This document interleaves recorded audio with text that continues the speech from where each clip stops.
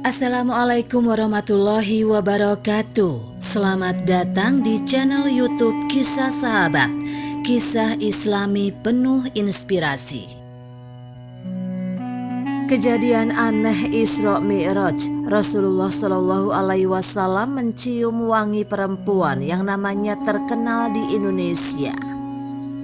Perjalanan Isra Mi'raj Rasulullah Shallallahu Alaihi Wasallam merupakan momen paling membahagiakan bagi sang Nabi. Sebab Nabi Muhammad Shallallahu Alaihi Wasallam diundang langsung untuk bertemu Allah Subhanahu Wa Taala melalui momen Isra Mi'raj ini. Dalam beberapa keterangan, Rasulullah Shallallahu Alaihi Wasallam sempat menemui kendala dalam perjalanan Isra Mi'raj. Salah satunya, Nabi Muhammad Shallallahu Alaihi Wasallam dikejar oleh jin ifrit yang membawa obor. Beruntung, malaikat Jibril dan Mikail yang memimpin perjalanan mengajarkan doa sehingga ifrit tersebut terjerembab. Selain itu, Rasulullah Shallallahu Alaihi Wasallam juga sempat dibawa singgah di beberapa tempat. Di antaranya singgah di Madinah, di Gunung Tursina, dan beberapa tempat lainnya.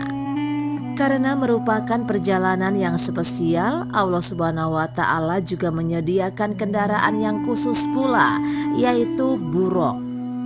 Selain beberapa hal tersebut, Nabi Muhammad Shallallahu Alaihi Wasallam juga mendapati hal-hal aneh tapi nyata adanya. Salah satunya, manusia paling mulia tersebut pernah mendapati petani yang menanam benih dan langsung tumbuh gabah seketika. Bahwa dalam perjalanan Isra Mi'raj, Nabi Muhammad Shallallahu Alaihi Wasallam juga mencium aroma harum yang luar biasa. "Wahai Jibril, dari manakah aroma harum ini?" tanya Rasulullah Shallallahu Alaihi Wasallam. Aroma harum ini adalah aroma tubuh perempuan yang bekerja jadi tukang sisir atau Masyitoh putri Fir'aun, jawab Jibril. Dikisahkan dalam kitab tersebut bahwa Masyitoh adalah perempuan yang teguh menjaga imannya kepada Allah. Suatu ketika saat Masyitoh sedang menyisir rambut putri Fir'aun, tiba-tiba sisirnya jatuh.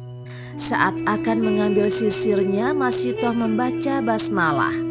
Kemudian putri Fir'aun yang mendengar itu kaget dan bertanya, "Apakah kau memiliki Tuhan selain bapakku Fir'aun?" tanyanya. "Iya," jawab Masyitoh tanpa ragu. Saat itu Fir'aun mengaku dirinya Tuhan. Banyak orang dipaksa untuk mempercayainya. Kemudian dia dilaporkan kepada Fir'aun.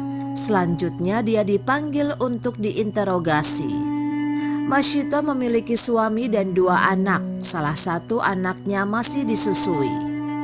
"Apakah engkau memiliki Tuhan selain aku?" tanya Fir'aun. "Iya, Dia Allah adalah Tuhanku dan Tuhanmu juga," jawab Masyitoh tanpa ragu. Mendengar hal itu, Fir'aun marah dan kemudian memerintahkan prajuritnya untuk merebus air di wajan yang besar. Jika Masyitoh tetap tidak mau mengakui Fir'aun sebagai Tuhannya, maka dia dan keluarganya akan direbus hidup-hidup. Air sudah mendidih. Masyitoh berdiri di dekat wajan besar tersebut. Dia hanya punya 2 pilihan, mengakui Fir'aun sebagai Tuhan atau melompat ke dalam air mendidih untuk mempertahankan imannya. Masyitoh sempat termenung karena kepikiran pada anaknya yang masih kecil. "Melompatlah ibu, jangan ragu. Kau berada pada posisi yang sudah benar." Tiba-tiba anaknya yang masih bayi berbicara. Masyitoh kaget karena bayi tersebut belum bisa bicara. Kemudian mendengar ucapan bayinya, Masyitoh melompat bersama anaknya, disusul keluarganya yang lain. Masyitoh kemudian meninggal dalam keadaan syahid dan dijamin surga oleh Allah Subhanahu wa Ta'ala. Saking mulianya, aroma harum tubuh Masyitoh tercium oleh Rasulullah Shallallahu Alaihi Wasallam saat Isra Mi'raj. Kisah tentang Masyitoh ini sering diceritakan kepada anak-anak di madrasah atau saat acara pengajian. sehingga nama Masyitoh tidak asing bagi umat Islam di Indonesia.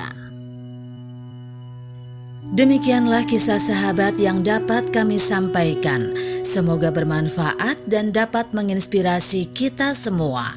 Sampai jumpa di kisah selanjutnya. Terima kasih. Wassalamualaikum warahmatullahi wabarakatuh.